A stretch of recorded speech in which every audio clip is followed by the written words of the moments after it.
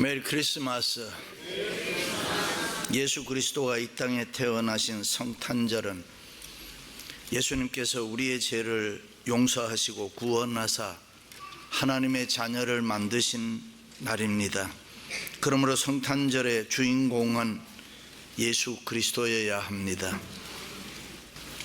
그런데 많은 사람들은 예수 그리스도는 잊어버리고 그냥 여러 가지 행사로 분주하게 보낼 때가 많습니다. 2000년 전 예수님이 유대 땅 베들레헴에 탄생하셨을 때도 지금과 비슷했습니다. 그때도 많은 사람들이 예수님이 누구신지 몰랐음, 다 기뻐했던 게 아닙니다. 그 당시 왕인 헤롯은 예수님을 죽이려고 했음. 그리고 대제사장 서기관들은 그저 말로 지식으로 머리로만 성탄을 알았음. 헤롯 왕과 동방박사들이 구세주인 예수 그리스도 메시아가 어디에서 태어날 것이냐라고 물었을 때에 대제사장 서기관들은 성경을 인용하면서 유대 땅 베들레헴에 탄생할 것이라는 것을 알았습니다. 그러나 그들은 믿지를 않았습니다. 그들이 말한 대로 베들레헴에 태어나신다는 것을 알고 믿었다면 다른 사람보다 먼저 달려가서 축하하고 경배했을 것입니다. 그러나 그들은 베들레헴에 가지 않았습니다. 그렇다면 우리는 성탄절을 기다리면서 어떤 생각과 어떤 마음으로 성탄절을 기다리고 있습니까? 아니면 그저 습관적으로 형식적으로 무의미하게 기다리고 있지는 않습니까? 신앙생활은 그저 습관적으로 형식적으로 하면 안 되는 것입니다. 믿음으로 해야 합니다. 예수 그리스도를 믿는 믿음으로 해야 되고 진리와 은혜로 해야 합니다. 예수님이 태어나신 성탄절은 우리에게 은혜 중에 은혜고 축복 중에 축복이기 때문입니다. 할렐루야. 제가 주일학교 다닐 때는 성탄절 준비를 위해서 12월 한 달을 들떠서 살았습니다. 크리스마스 카드도 만들고 추리도 만들고 성탄절 이브에는 어른들 앞에서 발표회를 하기 위해서 노래, 무용, 성극을 준비하느라고 정신없이 바쁘게 보냈던 기억들이 있습니다. 24일 밤에는 의뢰의 밤을 세우는 것이 하나의 전통이었고 25일 새벽에는 집집마다 다니면서 기쁘다 구주 오셨네, 고요한 밤 거룩한 밤 여러 찬송을 불렀던 일들은 잊을 수 없는 추억입니다. 새벽송을 핑계로 해서 밤을 새우면서 게임도 하고 선물도 주고 받으면서 웃고 웃었습니다. 그 밤에 흰눈이라도 펑펑 내리면은 그 밤은 정말로 기분 좋은 황홀한 밤이었습니다. 그래서 저는 눈이 좋아서 요즘에는 우리 교회 특세 때문에 못합니다만은 수십 년 동안 새해 첫 주일 둘째 주간은 빅배에 올라가서 눈 속에서 금식도 하고 기도도 하면서 1년 목회를 설계하고 내려왔던 기억이 있습니다. Anyway, 세계 모든 사람들이 다 성탄절에 수많은 축제와 추억거리를 만들어내고 기뻐하고 즐거워하고 있습니다. 왜 그렇습니까? 예수 그리스도의 탄생 때문에 하나님의 사랑이 온 세계에 퍼진 영광과 평화의 날이기 때문입니다. 그래서 천군 천사들은 지극히 높은 곳에서는 하나님께 영광이요, 땅에서는 하나님이 기뻐하신 사람들 중에 평화로다라고 찬송했습니다. 성탄절은 예수 그리스도의 탄생으로 말미암아 우리의 죄와 구원의 문제, 영생의 문제 이런 것들이 다 해결됐습니다. 이 땅에 사는 우리에게 이것보다 더 귀한 축복이 어디에 있습니까? 신비 중에 신비고 신묘막측한 은혜인 것입니다. 믿습니까? 그래서 역사 중에 수많은 사람들이 그 예수 그리스도를 향해서 사랑을 고백하고 기뻐하면서 즐거워하며 살았습니다. 노래하면서 그를 높이고 그를 따랐습니다. 그에게 생명을 바쳐 열렬히 열광했습니다. 그 예수님이 사랑에 울고 웃으면서 감사하고 감동했습니다. 예수 그리스도 그의 위대하심은 만입이 있어도 우리가 다 찬양할 길이 없음. 그의 영광이 무한하시고 그의 능력과 권세가 한이 없으시며 그의 거룩하심과 사랑이 영원한 줄로 믿습니다. 그래서 우리는 우리가 갖고 있는 모든 것을 다 바치면서도 우리는 계속해서 그 예수님을 사랑하고 그 예수님을 위해서 익사이팅해하고 그 예수님을 위해서 충성하고 감사하며 찬양하고 있는 것입니다. 역사적으로 살펴보면 베들레헴이라는 곳은 다윗이 태어난 곳으로 이스라엘 백성들은 이 베들레헴을 다윗성이라고도 불렀습니다. 거룩한 성지로 하나 여기는 것입니다. 그것은 7세기경 이사야 선지자가 그 조그마한 베들레헴 시골 마을에 장차 메시아가 될 예수님이 탄생할 것이라고 예언을 했습니다. 그리고 그 예언대로 동정녀 마리아는 성령으로 예수님을 잉태했습니다. 그 당시 유대인들은 약혼한 지 1년 만에 결혼하게 되는데 결혼해서 같이 살기도 전에 아이를 임신하게 되었으니 요셉은 기가 막혀 갈등을 느꼈을 것입니다. 그래도 요셉은 본래 인간이 착한 인간이라 떠들지 아니하고 조용히 파홍커져 했다 그랬습니다. 그때에 천사가 밤에 꿈에 나타나서 하나님의 계시를 보여줍니다.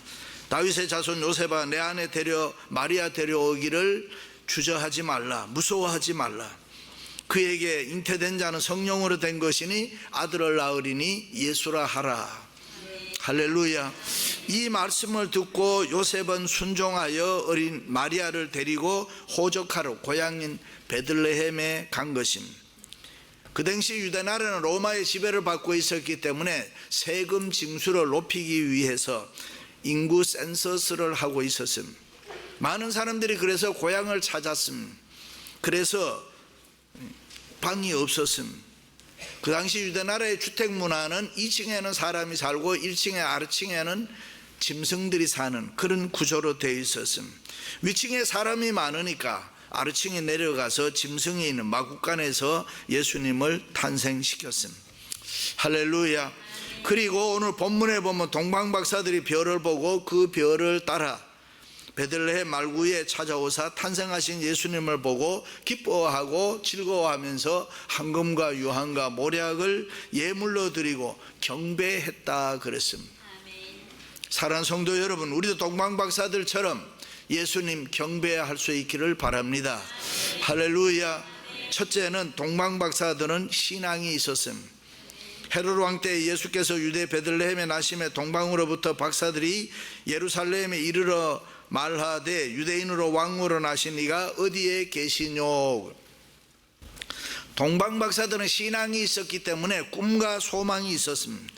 역사에 보면은 동방박사들은 옛날 바벨론이나 페르시아, 파사나라 등 이 왕들의 고문이나 천문학자들이었습니다. 철학자들이었습니다.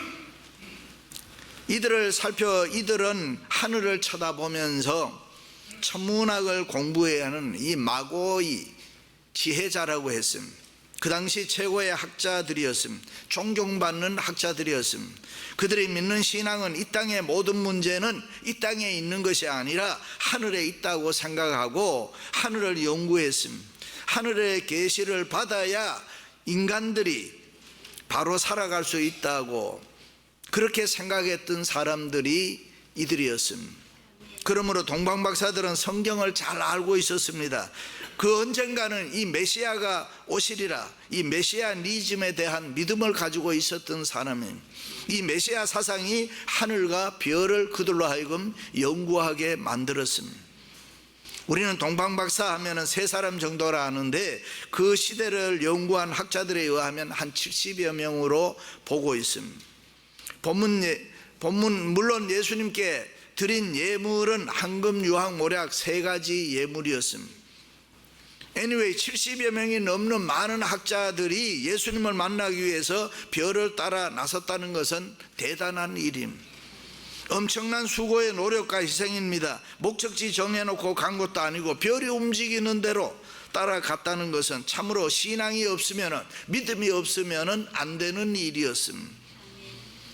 때로는 산을 넘어야 되고 강을 건너야 되고 숲을 건너야 되고 사막을 지나야 되고 국경, 나라와 나라를 지나야 됐습니다. 밤낮 먹고 자고 걸었습니다. 편안하게 한가하게 걸어간 거 아니죠. 행여라도 그 별이, 자기들이 따라가는 별이 없어질까 봐 마음 조아리면서 하늘을 쳐다보면서 따라갔음. 그 하늘을 쳐다보며 걷는다는 것이 얼마나 힘들다는 거 우리 쉽게 알 수 있지요. 그런데 그동안 인도하던 별이 요 예루살렘에 왔을 때에 갑자기 없어졌음. 그래서 동방의 박사들은 아마 왕궁에 가면은 있을 수 있다 해서 왕궁으로 가서 헤롯 왕을 찾았음. 그때 헤롯 왕이 대제사장 서기관들을 불러 모아서 메시아라는 데 대해서 도대체 뭐냐라고 물었음. 그들을 통해서 베들레헴이라는 이 성경의 얘기를 듣고 다시 베들레헴을 향할 때에 없어졌던 별이 다시 나타나서 그들을 인도했습니다. 그러니 동방박사들이 얼마나 기뻤겠음. 그 별을 보고 크게 기뻐하고 기뻐하더라 했음. 그렇습니다. 동방의 박사들은 예수님 만나기 위해서 신앙 하나 가지고 많은 노력과 수고와 희생을 했음. 험난한 수천 수만 마일의 길을 마다하지 않았습니다. 우리의 조상들도 그렇죠. 옛날에 예배당 가려면은 예배 드리기 위해서 수십 리 길도 마다하지 않고 걸어갔습니다. 그런데 오늘날 우리들의 모습을 보면은 우리는 이 핑계 저 핑계 대고 교회를 등한시하고 쉽게 빠지고 신앙생활을 아주 쉽게 하려고 합니다. 너무 쉽게 예수님 믿으려고 하지 않습니까? 예수 믿는데 미국식이 뭐 필요하고 한국식이 뭐가 필요합니까? 이유와 핑계가 너무 많습니다. 그렇습니다. 우리도 동방박사들처럼 신앙 가지고 노력해야 됩니다. 수고해야 됩니다. 애써야 됩니다. 열심히 믿어야 될 줄로 믿습니다. 그래야 예수님 만날 수 있습니다. 안나가 과부된 지 84년 동안 성전을 떠나지 아니하고 주야로 금식하며 기도함으로 섬기더니 이 아이에 대하여 예수 그리스도에 대하여 말하니라 그랬습니다. 처음 유대인들이 바사에 포로로 잡혀갔을 때에 그들은 어려운 시련과 수많은 역경 속에서 살았습니다. 그러나 그들의 마음속에는 멀지 않아서 유대 땅 베들레헴에 메시아가 탄생할 것이라는 요 신앙 하나 가지고 살았습니다. 그것을 바사의 동방의 박사들이 보고 유대인들이 그러한 신앙의 꿈과 믿음과 용기를 알았습니다. 그리고 그들도 신앙을 가지고 기다리던 어느 날 이 이상한 별을 바라보고 따라 나섰던 것입니다. 그렇습니다. 사람들이 어떤 신앙의 꿈을 가지고 무엇을 바라보느냐에 따라서 그의 인생이 다른 것입니다. 그의 가치관이 달라질 수가 있습니다. 생활이 완전히 변화될 수가 있습니다. 동방의 박사들처럼 신앙의 꿈이 있을 때에 우리에게는 참된 희망이 있습니다. 기쁨이 있습니다. 믿음이 새로워지고 용기가 생겨나는 것입니다. 동방의 박사들을 찾아온 길은 뭐 100마일 200마일 걸어온 거 아닙니다. 수천 마일이 넘는 머나먼 길이었습니다. 그러나 그들은 신앙의 꿈이 있었기 때문에 중간에 절대로 포기하지 않았습니다. 성탄의 주인공이 예수 그리스도를 만나야겠다는 이 꿈이 있었기 때문에, 은혜를 받아야 되겠다는 이 꿈이 있었기 때문에 그들은 달랐던 것입니다. 은혜에 대한 신앙의 꿈이 있어야 은혜 받을 수 있습니다. 축복에 대한 꿈이 있어야 축복을 받을 수가 있습니다. 할렐루야. 어떤 청년이 무디 목사님에게 가서 신앙이라는 게 도대체 뭡니까? 무디 목사님 그 청년 데리고 벼랑 끝에 있는 큰 나무에 올라가라 그랬습니다. 부들부들 떨며 올라갔습니다. 다 올라간 청년이 내다보니까 무디 선생님이 이제는 손을 놔라 그랬습니다. 그 이 청년이 나무 꼭대기에 올라가서 밑에 내다보니 아찔하단 말이죠. 손 놓아 떨어지면 그냥 죽는단 말이죠. 그래서 화를 내면서 목사님, 내가 신앙이 뭐냐고 물었지 뭐 여기 와서 나무에 내가 떨어져 죽으라고 이야기합니까? 그럴 때 무디 목사님이 아니야, 붙들면 살고 놓으면 죽는 게 신앙이야. 그렇습니다. 동방의 박사들처럼 신앙 붙들고 살아가시기를 주님의 이름으로 축원합니다. 할렐루야. 두 번째는 동방의 박사들은 예수님께 경배했음. 집에 들어가 아기와 그 모친 마리아가 함께 있는 것을 보고 엎드려 아기께 경배하고 보배압을 열어 황금과 유황과 모략을 예물로 드리니라. 동방의 박사들이 예수님 만났을 때 예수님께 엎드려 황금, 유황, 모략을 예물로 드리며 경배했다 그랬습니다. 이 세상에 사는 모든 인간들은 예수님께 엎드려 경배해야 합니다. 그러므로 성탄절의 모든 행사가 다 예수님 중심이 돼야 되는 것이고, 동방의 박사들이 겸손히 엎드려 절했다는 말은 최대의 경의를 예수님께 표했다는 그런 이야기가 되는 것입니다. 오늘 우리들에게도 이러한 겸손과 경배의 모습이 필요합니다. 나 자신을 드리는 최대의 경의가 필요합니다. 예수 그리스도가 나의 왕이신데 우리가 그에게 엎드려 경배해야 됩니다.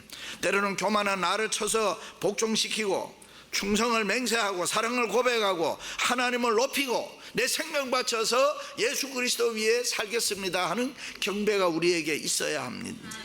그들은 그 머나먼 길을 가면서도 정성스럽게 예물을 준비한 황금 유황 모략을 드렸습니다. 그러므로 우리들은 동방박사들처럼 겸손한 경배, 나 자신을 산제물로 드리는 최고 최대의 이 경의가 우리에게 있어야 되는 것입니다. 할렐루야. 황금이 뭡니까? 어떤 예물입니까? 그 당시에는 왕에게만 드리는 예물. 다시 말해서 예수 그리스도 당신은 왕 중의 왕입니다. 유황은 어떤 예물입니까? 제사장에게만 바치는 예물인. 다시 말해 예수님 당신은 우리의 영원한 제사장이 됩니다 하는 고백입니다. 그리고 모략인데, 모략은 어떤 예물입니까? 모략은 살아있는 사람에게는 필요치 않지요. 죽은 사람에게 필요한데, 죽은 사람에게 모략을 부르면은 3000년이 넘어도 썩지 않는다. 다시 말해서 예수님 당신은 우리를 위해서 십자가에서 죽으실 것입니다. 그러나 당신은 영원히 살아계셔서 세상을 통치할 것입니다. 그런 의미에서 예물을 드렸던 것입니다. 그렇습니다. 예수님은 우리를 죄에서 구원할 메시아입니다. 믿으시면 아멘. 그 예수님만이 우리의 경배의 대상입니다. 그 예수님은 이제나 오늘이나 영원토록 동일하십니다. 예수님이 통치하시는 나라는 절대로 흔들리지 않습니다. 영원 무궁한 줄로 믿습니다. 할렐루야. 그러므로 예수 그리스도가 우리의 소망인 것입니다. 그 예수님이 나의 왕입니다. 내 삶의 주인인 것입니다. 그러므로 우리는 동방박사들처럼 예수님께 최고의 것과 가장 귀한 것으로 경배해야 될 줄로 믿습니다. 우리가 예수님께 경배할 때 우리의 모습이 달라집니다. 염려가 없어집니다. 최고의 것으로 경배할 때에 고민이 없어집니다. 고통이 없어집니다. 배고픔이 없어지는 것입니다. 괴로움과 슬픔이 없어지는 것입니다. 믿습니까?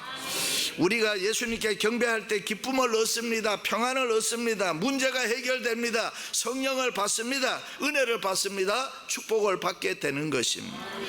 그러므로 우리 인간은 예수님께 경배할 때에 인간다워지는 것이고 사람다워지는 것입니다. 왜냐하면 인간은 예배하는 존재이기 때문입니다.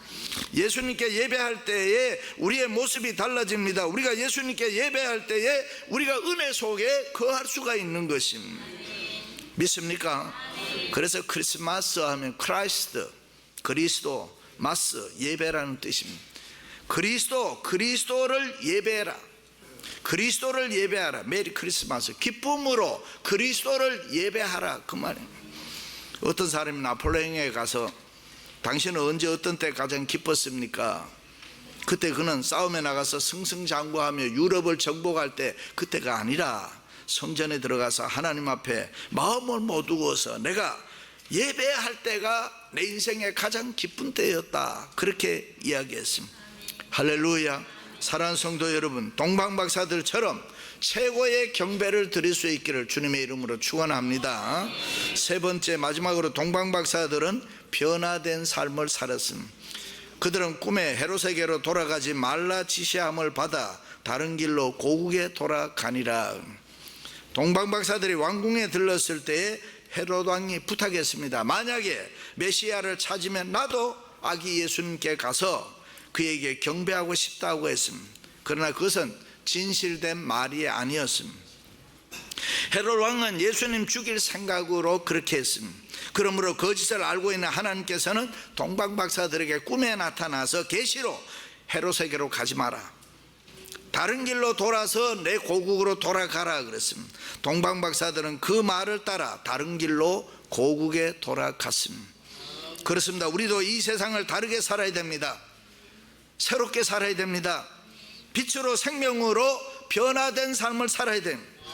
헤롯 왕이 동방박사들에게 아기를 찾으면 내게 알려달라고 나도 가서 그에게 경배하려는 말을 그런 유혹을 받았지만은 동방박사들은 꿈에 헤롯에게로 돌아가지 말라는 하나님의 말씀에 순종했음. 대단하지 않습니까? 왕명을 어길지언정 하나님의 말씀에 순종해서 그들의 삶을 다른 길로 갔습니다. 그렇습니다. 우리도 지금까지 살아왔던 세상적인 방법, 인간적인 방법 멈춰야 합니다. 신앙에 방해되는 것, 세상적인 유혹 우리 끊어야 되는 것입니다. 동방박사들은 헤롯 왕의 말을 무시했습니다. 세상을 무시했습니다. 그러므로 우리도 성령 충만해서 세상 소리 듣지 말고 주의 음성 듣고 하나님의 말씀에 순종하며 살아가야 할 줄로 믿습니다. 하나님의 방법, 하나님이 지시하는 대로 순종하며 다른 길로 가야 됩니다. 그렇습니다. 오늘 또 우리의 마음속에는 세상 소리가 우리를 유혹합니다. 헤롯은 세상인 것입니다. 헤롯은 사단의 세계입니다. 헤롯은 인간의 소리임, 사망의 길이고 멸망의 길인 것입니다. 동시에 주의 음성, 예수님의 말씀도 들려옵니다. 아무개야, 헤롯에게로 돌아가지 마라. 세상 소리 듣지 마라. 인간 소리 그만 들어라. 내 음성, 내 말에 순종하며 살아라. 할렐루야. 우리도 동방박사들처럼 하나님의 말씀대로 순종해서 변화된 삶을 살아야 할 줄로 믿습니다. 그렇습니다. 우리도 자세를 바꾸어야 합니다. 변화되어 다르게 살아야 되는 것입니다. 기쁘다 구주 오셨네 부르면서 우리 마음속에 이 세상의 것 때문에 갈등하고 시기 질투하고 미움과 증오가 있다면 그것은 부끄러운 일인 것입니다. 교회를 수십 년 다녔습니다. 성탄절을 수십 년 보냈는데 아직도 우리의 눈에 형제의 거짓과 잘못이 보인다면 그것이 무슨 신자의 모습입니까? 그런 사람이 어떻게 하나님의 사랑에 은혜를 입은 자라고 말할 수가 있겠습니까? 그러므로 우리는 하나님의 말씀대로 순종하면서 변화된 삶으로 다른 사람에게 보여줘야 합니다. 하나님의 지시하는 길로, 생명의 길로 가야 됩니다. 구원의 길로 가야 됩니다. 영생의 길로 가야 됩니다. 은혜의 길로 가야 되는 것입니다. 축복의 길로 살아가야 됩니다. 그러므로 우리는 예수 그리스도와 함께 변화된 삶으로 승리할 수 있기를 바랍니다. 그래야 우리의 삶에 기쁨이 있습니다. 행복합니다. 평안합니다. 영원한 축복이 우리에게 기다리고 있습니다. 사랑하는 성도 여러분, 동방의 박사들처럼 신앙의 꿈을 가지고 예수님을 만나 경배하고 변화된 삶으로 살아갈 수 있기를 주님의 이름으로 축원합니다.